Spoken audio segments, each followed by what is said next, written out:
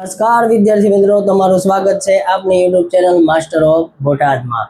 આજે આપણે અભ્યાસ કરવાના છીએ ધોરણ 10 વિષય વિજ્ઞાન, ચેપ્ટર નંબર 13 પર્યાવરણ। હવે પર્યાવરણમાં આપણો આગલો ટોપિક છે આહાર શૃંખલા।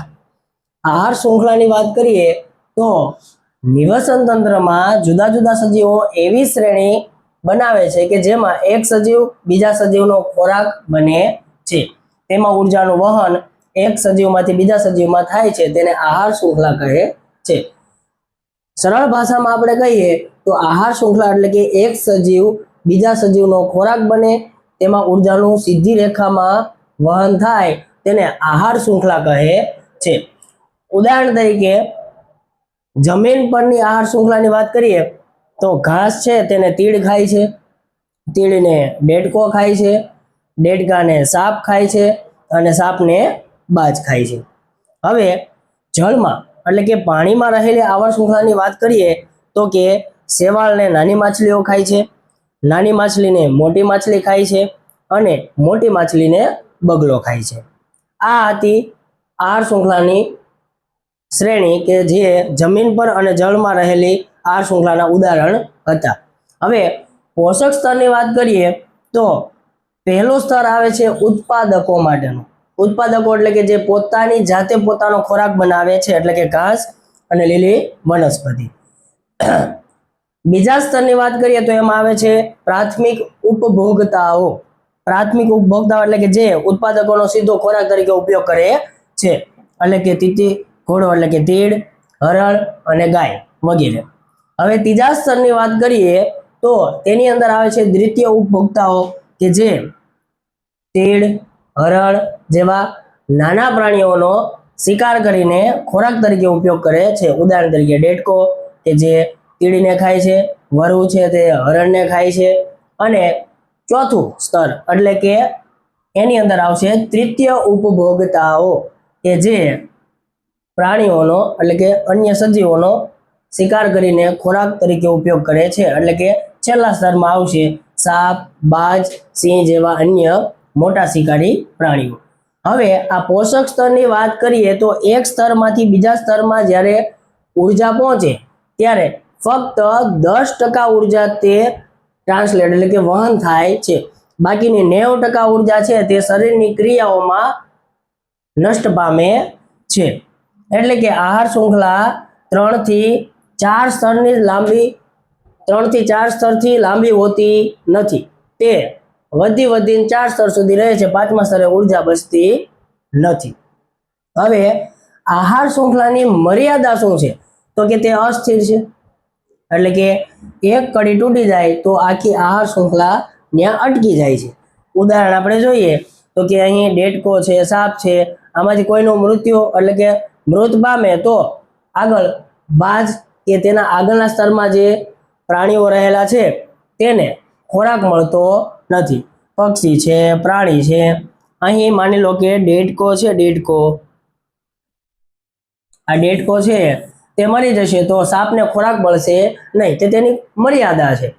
હવે આહાર શૃંખલા છે તે વાસ્તવિક નથી, એટલે કે કુદરતમાં એક સજીવ છે, માની લો કે આ ઘાસની જ વાત કરીએ આપણે તો ઘાસને ફક્ત તીડ નથી ખાતું, હરણ પણ ખાય છે, બીજા અન્ય પ્રાણીઓ પણ ખાય છે, એટલે કે એક સજીવનો ખોરાક તરીકે અન્ય ઘણા સજીવો ઉપયોગ કરે છે, અથવા તો એક સજીવનો ખોરાક તરીકે અન્ય ઘણા શિકારીઓ ઉપયોગ કરી શકે છે, એટલે કે આહાર શૃંખલા એ વાસ્તવિક નથી। હવે આગળનો આપણે ટોપિક જોઈએ તો તેમાં તમને થોડોક વધારે ખ્યાલ આવશે આહાર શૃંખલા અને આહાર જાળમાં। હવે જો આગળનો ટોપિક છે આહાર જાળ। આપણે આગળ વાત કરી આહાર શૃંખલાની તો એ વાસ્તવિક નથી, પણ હકીકતમાં આપણને જોવા શું મળે છે તો કે આહાર જાળ જોવા મળે છે। ચલો આહાર જાળની વાત આપણે કરીએ તો આહાર જાળ એટલે શું તો કે કુદરતમાં એક સજીવ એક કરતાં વધુ સજીવોનો ખોરાક બને છે અને એક સજીવ એક કરતાં વધુ સજીવોને ખાય છે। આ રીતે ઘણી બધી શૃંખલાઓ એકબીજા સાથે જોડાઈને જે જાળા જેવી રચના બનાવે છે કે જે જટિલ હોય છે તેને આહાર જાળ કહે છે. સરળ ભાષામાં આપણે વાત કરીએ તો ઘણી શૃંખલાઓ ભેગી થઈ અને બનેલી જાળ જેવી રચના. એક સજીવના ઘણા ખોરાક અને ઘણા શિકારીઓ હોઈ શકે છે. અહીં તમે આકૃતિમાં જોઈ શકો છો ચિત્રમાં કે ઘાસ છે, ઘાસ તેને તીડ, સસલો અને ઉંદર ખાઈ શકે છે. પછી તીડને ડેડકો ખાય છે. પછી ડેડકો અને ઉંદર બંનેને સાપ ખાય છે.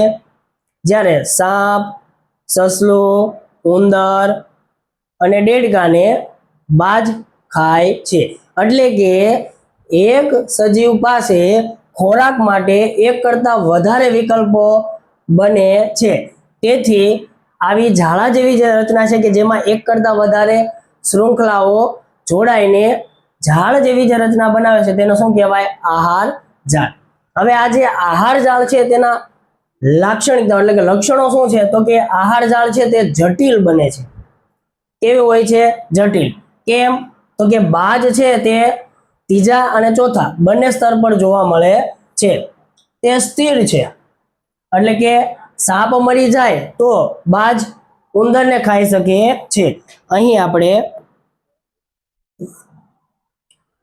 આહાર શૃંખલામાં શું થતું હતું કે અહીં સાપ મરી જાય તો બાજ ને ખોરાક મળતો નથી, બાજ ભૂખો મરી જાય છે. પણ હકીકતમાં આહાર જાળમાં એવું હોતું નથી. જો સાપ મરી જાય તો બાજ છે તેની પાસે ઘણા વિકલ્પ હોય છે. તે ઉંદર, સસલું, હરણ શું ડેડકો વગેરેને ખાઈને ઉર્જા મેળવી શકે છે. હવે આહાર જાળ છે તે કેવું હોય છે? વાસ્તવિક હોય છે. કેવું હોય છે? વાસ્તવિક. એટલે કે કુદરતમાં આહાર શૃંખલા નહીં પણ આહાર જાળ જોવા મળે. હવે આહાર જાળમાં ઘણા વિકલ્પો હોય છે. એટલે કે દરેક સજીવ પાસે ખોરાક માટે ઘણા બધા વિકલ્પ અવેલેબલ હોય છે. આહાર જાળનું મહત્વ શું? તો કે નિવસન તંત્રમાં સમતુલા જાળવી રાખે છે. એક જાતિ નાશ પામે તો પણ તંત્ર તૂટતું નથી. એટલે કે ત્યાં જે પોષક સ્તર છે તે અટકી જતું નથી, આગળ વધ્યા કરે છે. ઉર્જાનું વહન ઘણા માર્ગે થતું હોવાથી તંત્ર વધુ સ્થિર રહે છે. હવે આહાર શૃંખલા અને આહાર જાળ વચ્ચેનો તફાવત આપણે જોઈએ તો કે આહાર શૃંખલા છે તે એક સીધો માર્ગ છે, જ્યારે આ છે તે કેવો છે? જટિલ માર્ગ છે. એક સજીવ ફક્ત એક જ સજીવને ખાય છે, જ્યારે આહાર જાળમાં એવું હોતું નથી. એક સજીવ ઘણા સજીવોને ખાઈ શકે છે. આહાર શૃંખલા એ અસ્થિર છે. એક કડી તૂટે એટલે ત્યાં આખી શૃંખલા તૂટી જાય છે, ત્યાં ઊભી રહી જાય છે. જ્યારે આહાર જાળની અંદર એવું હોતું નથી. વિકલ્પ ઘણા બધા હોવાથી કદાચ એક કડી તૂટી જાય તો પણ તેની પાસે બીજો ઓપ્શન હોવાથી આ આખું તંત્ર તૂટતું નથી. હવે કુદરતમાં જોવા મળતી નથી. આહાર શૃંખલા છે તે વાસ્તવિક હોતી નથી, જ્યારે આહાર જાળ છે તે કુદરતમાં હંમેશા જોવા મળે છે, તે વાસ્તવિક હોય છે. હવે જોઈએ આપણે આગળનો ટોપિક. ઓઝોનનું અણુસૂત્ર O3 છે. હવે ઓઝોન બને છે કેવી રીતના? તો કે સૂર્યના યુવી કિરણો એટલે કે અલ્ટ્રાવાયોલેટ કિરણોથી વાતાવરણમાં રહેલો ઓક્સિજન તૂટે છે અને ઓક્સિજનનો જે અણુ હતો O2 તેમાંથી પરમાણુમાં વિભાજન થાય છે. તેમાં રહેલો એક પરમાણુ ઓક્સિજનના અણુ સાથે જોડાઈને પ્રક્રિયા કરીને O3 એટલે કે ઓઝોન બનાવે છે. એટલે કે યુવી કિરણોથી ઓક્સિજનનું પરમાણુમાં વિભાજન થાય છે અને આ જે બે અલગ અલગ પરમાણુ છે તેમાંથી પાછો એક પરમાણુ ઓક્સિજનના અણુ સાથે પ્રક્રિયા કરીને ફરીથી પાછો O3 બનાવે છે. એટલે કે ઓઝોન સ્તરનું નિર્માણ કરે છે. હવે ઓઝોન સ્તરનું મહત્વ શું છે? તો કે યુવી કિરણોનું શોષણ કરે છે, એટલે કે સૂર્યના જે કિરણો છે એમાંથી આવતા હાનિકારક અલ્ટ્રાવાયોલેટ કિરણો છે તેનું શોષણ કરે છે અને જીવન શક્ય બનાવે છે. હવે માનવ આરોગ્યનું રક્ષણ કરે છે, એટલે કે જો ઓઝોનનું સ્તર ન હોય તો માનવીને ચામડીના રોગો એટલે કે ચામડીનું કેન્સર, પછી આંખના રોગો એટલે કે મોતિયા જેવા રોગો અને રોગ પ્રતિકારક શક્તિમાં ઘટાડો થાય છે. જો ઓઝોનનું સ્તર ન હોય તો આવા બધા રોગોની સામે રક્ષણ આપવાનું કાર્ય ઓઝોન સ્તર કરે છે. વનસ્પતિ અને પ્રાણીનું રક્ષણ કરે છે. કેવી રીતે? તો કે જો ઓઝોન સ્તર ન હોય તો વનસ્પતિ પ્રકાશ સંશ્લેષણની ક્રિયામાં ઘટાડો થાય છે, જેથી ખોરાક મળતો, ઉર્જા મળતી બંધ થઈ જાય છે અને દરિયાના સૂક્ષ્મ જીવો પણ નાશ પામે છે, જેના કારણે આહાર શૃંખલા એટલે કે ખોરાકની જે શૃંખલા છે તે ત્યાં અટકી જાય છે, નાશ પામે છે. તેનાથી રક્ષણ આપે છે. હવે તાપમાન સમતુલા એટલે કે વાતાવરણમાં રહેલું તાપમાન છે તેનું સમતુલા જાળવી રાખવા માટે ખૂબ જ મદદ થાય છે, મદદ કરે છે. ત્રીજો મુદ્દો જોઈએ આપણે તો કે ઓઝોન સ્તર ન હોય તો શું અસર થાય? આમાં જોયું તે કે ઓઝોન સ્તર ન હોય તો માનવી પર શું અસર થશે? તો કે માનવીને આંખના રોગો થશે, ચામડીનો કેન્સર થશે, એટલે કે રોગ પ્રતિકારક શક્તિમાં શું થશે? ઘટાડો થશે. છોડ પર શું અસર થશે? તો કે પ્રકાશ સંશ્લેષણની ક્રિયા ધીમી પડી જશે, ઘટી જશે, જેથી કરીને પૃથ્વી છે એક બંજર રણ જેવી બની જશે કે વનસ્પતિ જ ના હોય તો પછી રણ જેવો વિસ્તાર બની જશે. પ્રાણીઓ પર શું અસર થશે? તો કે દરિયાઈ જીવોના ઈંડા અને બચ્ચાઓ મરી જશે અને દરિયાઈ જીવસૃષ્ટિ નાશ પામશે. પર્યાવરણ ઉપર શું અસર થશે? તો કે વૈશ્વિક તાપમાનમાં વધારો થશે, હવામાન બગડશે, DNA ને નુકસાન થશે અને વિકૃતિવાળા બાળકો જન્મશે. ચોથો મુદ્દો છે ઓઝોન સ્તરનું વિઘટન કરતા વાયુ. ઓઝોન સ્તરનું વિઘટન ઘણા બધા વાયુ કરે છે, પણ આપણે ચોપડી મુજબ મુખ્ય વાયુ ક્લોરોફ્લોરોકાર્બન એટલે કે CFC વિશે ચર્ચા કરવાની છે.